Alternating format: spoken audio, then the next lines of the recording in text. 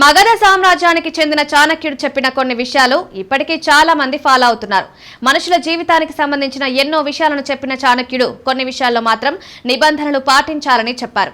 ఈ నియమాలు లేకుండా ఇష్టం వచ్చినట్లు ప్రవర్తిస్తే వ్యక్తిగతంగా మాత్రమే కాకుండా తమ చుట్టూ ఉన్న వాళ్ళు కూడా తీవ్రంగా నష్టపోయే అవకాశం ఉంది. అందువల్ల కుటుంబ సంతోషం కోరుకునేవారు కొన్ని నియమాలకు అనుగుణంగా ఉండడం వల్ల సమాజానికి కూడా మేలు చేసిన వారవుతారని చాణక్యుడు తెలిపాడు. మనసులో సంతోషంగా ఉండడానికి డబ్బు, ఆహారం మాత్రమే కాకుండా వ్యక్తిగత పరిశుభ్రత కూడా చాలా అవసరమని చాణక్యుడు చెప్పారు. ఒక వ్యక్తి ఆరోగ్యంగా ఉండడం వల్ల తాను మాత్రమే కాకుండా తన చుట్టూ ఉన్న వాతావరణాన్ని కూడా స్వచ్ఛంగా ఉంచగలుగుతాడు. అందువల్ల వ్యక్తిగత పరిశుభ్రతలో కొన్ని నియమాలు ఖచ్చితంగా పాటించాలి. ఈ నియమాల్లో భాగంగా 3 పనులు చేసిన తర్వాత ఖచ్చితంగా స్నానం చేయాలని సూచించారు. దహన సంస్కారాలకు వెళ్లిన తర్వాత ఖచ్చితంగా స్నానం చేయాలి. ఈ సమయంలో శరీరం అపవిత్రంగా మారుతుంది. మృతదేహం వద్ద ఎన్నో రకాల క్రిమి కీటకాలు ఉండే అవకాశం ఉంది. ఇవి శరీరంలోకి ప్రవేశించకుండా నివారించాలంటే దగ్గరలోని నది లేదా ఇంట్లో వేడి నీటితో స్నానం చేసి ఇంట్లోకి ప్రవేశించాలి.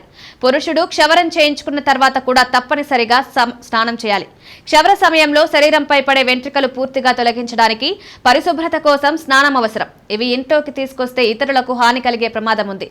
నేటి కాలంలో బాడీ మసాజ్, ఆయిల్ మసాజ్ చేయించుకున్న తర్వాత కూడా వెంటనే స్నానం చేయాలి. ఆయిల్ కారణంగా శరీరంపై ఉండే క్రిములు ఇంట్లోకి రాకుండా ఉండాలంటే ఈ జాగ్రత్త అవసరం.